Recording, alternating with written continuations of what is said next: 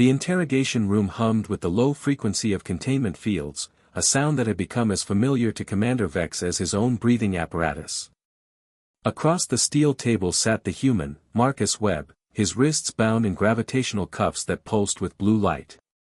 The man's face bore the arrogance that Vex had come to associate with his species, a smirk that suggested he believed himself untouchable. "You really think you can hold me?" Marcus leaned back in his chair, the cuffs straining against his movements. "The Terran Alliance will have a fleet here within the hour." Vex's triple-jointed fingers tapped against the data pad before him, his emerald exoskeleton gleaming under the harsh overhead lights. His species, the Krell, had been maintaining order in the outer rim for 3 centuries before humans had even discovered faster-than-light travel. He had seen countless criminals, from countless worlds, and they all shared the same delusion of invincibility. "The Terran Alliance," Vex said, his translator rendering his clicking language into flat, emotionless English, "has no jurisdiction in Sector 7. You knew that when you smuggled those weapons through the Meridian Gate." Marcus's smirk widened. "Weapons? I'm a legitimate trader. You've got nothing on me." The datapad in Vex's hands displayed the evidence, 17 crates of plasma rifles, each capable of vaporizing a living being at 200 meters. The weapons had been destined for the insurgents on Kepler 442b, a colony world still recovering from civil war. If those guns had reached their destination, thousands would have died. "We found the manifest," Vex continued. "We have your buyer's contact information. We have surveillance footage of you loading the cargo yourself." For the first time, Marcus's expression flickered.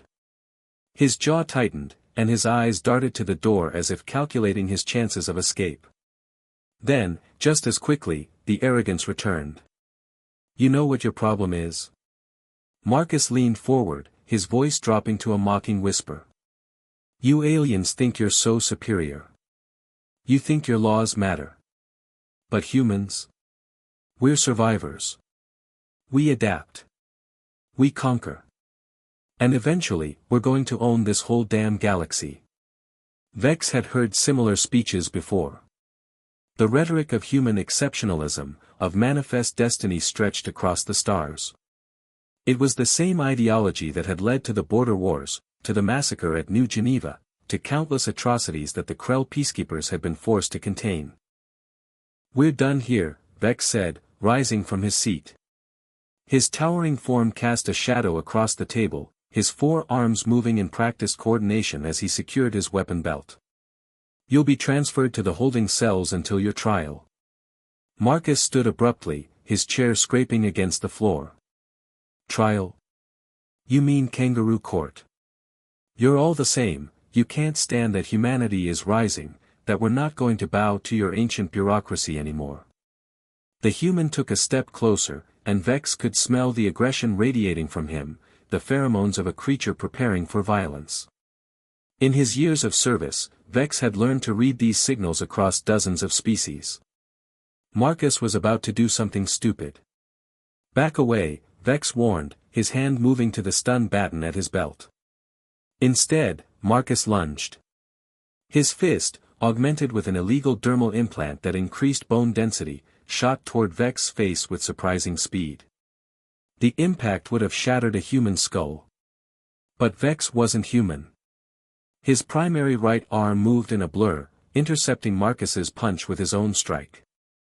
The Krell were 3 times denser than humans, their bones reinforced with silicon carbide matrices that had evolved on a high-gravity world. When Vex's fist connected with Marcus's chest, the sound was like a hammer striking wet clay. Marcus's eyes widened in shock. He stumbled backward, his mouth opening as if to speak, but only a wheeze escaped. His legs gave out, and he collapsed onto the floor, his body convulsing once before going still. Vex stood over him, his fist still raised, his breathing steady. He looked down at the human's motionless form and felt nothing, no satisfaction, no regret. Only the cold certainty that he had done his duty.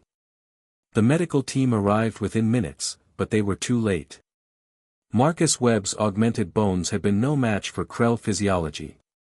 His sternum had been crushed inward, puncturing his heart and both lungs simultaneously. Commander Vex filed his report that evening, noting the incident as self-defense. The human had attacked first. The footage from the room's surveillance system confirmed every detail. Marcus Webb never stood up again. And the galaxy continued turning, indifferent to one man's fall.